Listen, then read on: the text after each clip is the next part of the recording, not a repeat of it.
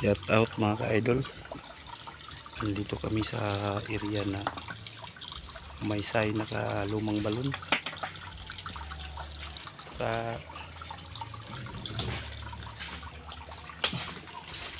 Ito ang lumang balon noon sa mga Japanese. Yan ang balon. Lumang balon yan. Ito sa bundok. Tapos merong sign dito mga ka-treasure hunter ha. Ayun ang sign. Kita mo yan na ba ito?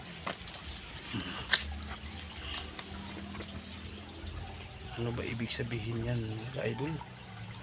Titik natin yan. Yan ang sign sa lumang bato. Ayo, lumang balon. Mga ka-idol oh. Gandang sign. Tapos dito sa taas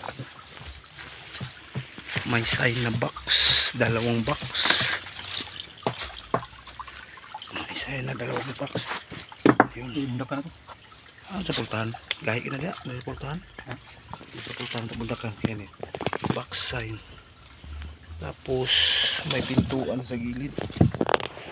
Ayan.